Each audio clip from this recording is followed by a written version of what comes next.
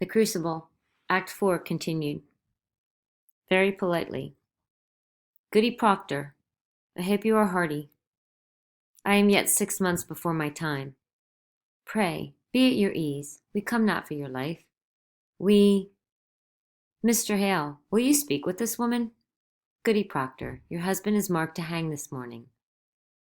I have heard it. You know, do you not, that I have no connection with the court? I come of my own, Goody Proctor.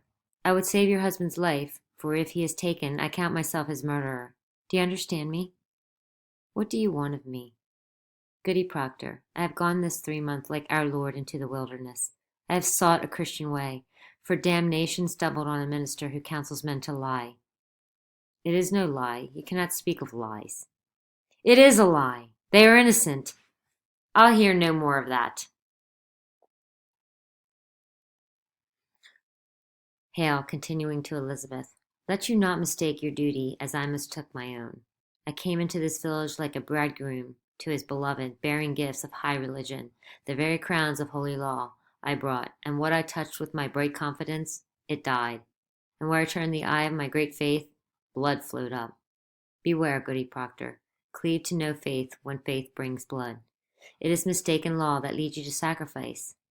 Life, woman, life is God's most precious gift. No principle, however glorious, may justify the taking of it. I beg you, woman, prevail upon your husband to confess. Let him give his lie. Quail not before God's judgment in this, for it may well be God damns a liar less than he that throws his life away for pride. Will you plead with him? I cannot think he will listen to another. I think that be the devil's argument. Woman, before the laws of God, we are as swine. We cannot read his will. I cannot dispute with you, sir. I lack learning for it. Goody Proctor, you are not summoned here for disputation. Be there no wifely tenderness within you? He will die with the sunrise, your husband. Do you understand it? What say you? Will you contend with him? Are you stoned? I tell you true, woman, had I no other proof of your unnatural life, your dry eyes now would be sufficient evidence that you delivered up your soul to hell. A very ape would weep at such calamity. Have the devil dried up any tear of pity in you? Take her out. It profit nothing she should speak to him. Let me speak with him, Excellency. You'll strive with him? Will you plead for his confession, or will you not? I promise nothing. Let me speak with him. A sound, the sibilance of dragging feet on stone. They turn. A pause. Herrick enters with John Proctor. His wrists are chained. He is another man, bearded, filthy, his eyes misty as though webs have overgrown them. He halts inside the doorway, his eye caught by the sight of Elizabeth. The emotion flowing between them prevents anyone from speaking for an instant. Now, Hale, visibly affected, goes to Danforth and speaks quietly. Pray, leave them, Excellency.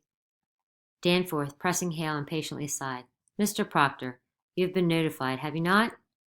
Proctor is silent, staring at Elizabeth. I see light in the sky, mister. That you counsel with your wife, and may God help you turn your back on hell. Proctor is silent, staring at Elizabeth. Hale, quietly. Excellency, let... Danforth brushes past Hale and walks out. Hale follows. Cheever stands and follows. Hawthorne behind. Herrick goes. Paris, from a safe distance, offers. If you desire a cup of cider, Mr. Proctor, I am sure I... Proctor turns an icy stare at him, and he breaks off. Paris raises his palms toward Proctor. God lead you now. Paris goes out. Alone, Proctor walks to her, halts. It is as though they stood in a spinning world. It is beyond sorrow above it. He reaches out his hand as though toward an embodiment not quite real. And as he touches her, a strange, soft sound, half laughter, half amazement, comes from his throat. He pats her hand. She covers his hand with hers, and then weak, he sits. Then she sits, facing him. The child? It grows. There is no word of the boys. They're well. Rebecca's Samuel keeps them. You have not seen them? I have not. She catches a weakening in herself and downs it. You are a marvel, Elizabeth. You have been tortured. I. Pause. She will not let herself be drowned in the sea that threatens her. They come for my life now. I know it. Pause. None have yet confessed? There be many confessed. Who are they? There be 100 or more, they say. Goody Ballard is one. Isaiah Goodkind is one. There be many. Rebecca? Not Rebecca. She is 1 foot in heaven now. Naught may hurt her more. And Giles? You have not heard of it? I hear nothing where I am kept. Giles is dead. He looks at her incredulously. When were he hanged? Elizabeth, quietly, factually. He were not hanged. He would not answer aye or nay to his indictment. For if he denied the charge, they'd hang him surely and auction out his property. So he stand mute and died Christian under the law.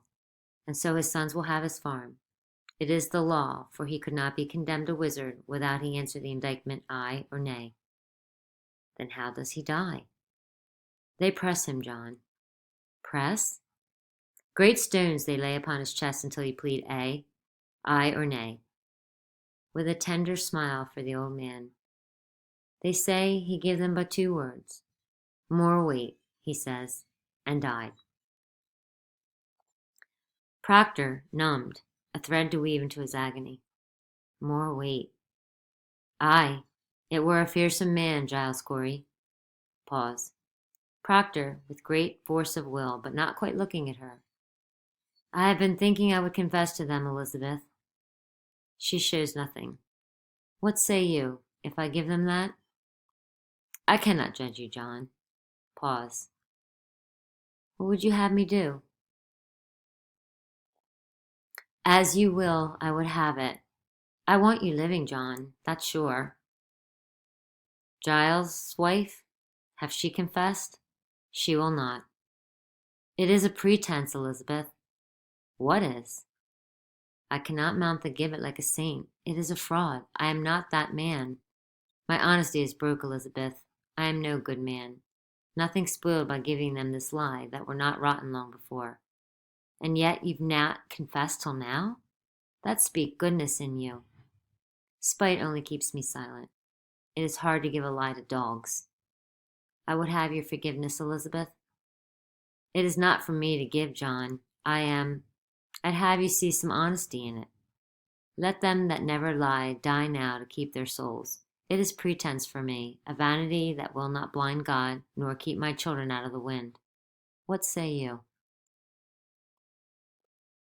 Elizabeth, upon a heaving sob that always threatens. John, it come to naught that I should forgive you if you'll not forgive yourself. Now he turns away a little in great agony. It is not my soul, John, it is yours. He stands as though in physical pain, slowly rising to his feet with a great immortal longing to find his answer. It is difficult to say, and she is on the verge of tears. Only be sure of this, for I know it now. Whatever you will do, it is a good man does it. He turns his doubting, searching gaze upon her. I have read my heart this 3 months, John. I have sins of my own to count. It needs a cold wife to prompt lechery. Proctor, in great pain. Enough, enough. Elizabeth now pouring out her heart. Better you should know me. I will not hear it. I know you. You take my sins upon you, John. No, I take my own. My own. John, I counted myself so plain, so poorly made, no honest love could come to me. Suspicion kissed you when I did. I never knew how I should say my love. It were a cold house I kept. In fright she swerves as Hawthorne enters. What say you, Proctor? The sun is soon up. Proctor, his chest heaving, turns to Elizabeth. She comes to him as though to plead, her voice quaking. Do what you will, but let none be your judge. There be no higher judge under heaven than Proctor is. Forgive me, John. I never knew such goodness in the world. She covers her face, weeping. Proctor turns from her to Hawthorne. He is off the earth, his voice hollow. I want my life! Hawthorne, electrified, surprised. You'll confess yourself? I will have my life. Hawthorne with a mystical tone. God be praised. It is a providence. He rushes out the door, and his voice is heard calling down the corridor. He will confess. Proctor will confess. Proctor with a cry as he strides to the door. Why do you cry it? In great pain he turns back to her. It is evil. Is it not? It is evil. Elizabeth, in terror, weeping. I cannot judge you, John. I cannot. Then who will judge me? Suddenly clasping his hands. God in heaven? What is John Proctor? What is John Proctor? He moves as an animal, and a fury is riding in him. A tantalized search. I think it is honest. I think so. I am no saint. As though she had denied this, he calls angrily at her. Let Rebecca go like a saint. For me, it is fraud. Voices are heard in the hall, speaking together in suppressed excitement. I am not your judge. I cannot be. As though giving him release. Do as you will. Do as you will. Would you give them such a lie? Say it. Would you ever give them this? She cannot answer. You would not. If tongues of fire were singeing you, you would not. It is evil. Good. Then it is evil, and I do it. Hawthorne enters with Danforth, and with them Cheever, Paris, and Hale. It is a businesslike, rapid entrance as though the ice had been broken. Danforth, with great relief and gratitude. Praise to God, man, praise to God. You shall be blessed in heaven for this. Cheever has hurried to the bench with pen, ink, and paper. Proctor watches him. Now then, let us have it. Are you ready, Mr. Cheever? Proctor, with a cold, cold horror at their efficiency. Why must it be written? Why, for the good instruction of the village, mister. This we shall post upon the church door. Where is the marshal? Paris runs to the door and calls down the corridor. Marshal, hurry! Now then, mister, will you speak slowly and directly to the point for Mr. Cheever's sake? He is on record now and is really dictating to Cheever, who writes, Mr. Proctor, have you seen the devil in your life? Proctor's jaws lock. Come, man, there is light in the sky. The town waits at the scaffold. I will give out this news. Did you see the devil? I did. Praise God. And when he come to you, what were his demand? Proctor is silent. Danforth helps. Did he bid you to do his work upon the earth? He did. And you bound yourself to his service? Danforth turns as Rebecca Nurse enters, with Herrick helping to support her. She is barely able to walk. Come in, woman. Rebecca brightening as she sees Proctor. Ah, John, you are well then, eh? Proctor turns his face to the wall. Courage, man, courage. Let her witness your good example, that she may come to God herself. Now hear it, goody nurse. Say on, Mr. Proctor, did you bind yourself to the devil's service? Rebecca, astonished. Why, John. Proctor, through his teeth, his face turned from Rebecca. I did. Now, woman, you surely see it profit nothing to keep this conspiracy any further. Will you confess yourself with him? Oh, John, God send his mercy on you. I say, will you confess yourself, goody nurse? Why, it is a lie. It is a lie. How may I damn myself? I cannot. Mr. Proctor, when the devil came to you, did you see Rebecca Nurse in his company? Proctor is silent. Come, man, take courage. Did you ever see her with the devil? No. Danforth, now sensing trouble, glances at John and goes to the table and picks up a sheet, the list of condemned. Did you ever see her sister, Mary Easterly, with the devil? No, I did not.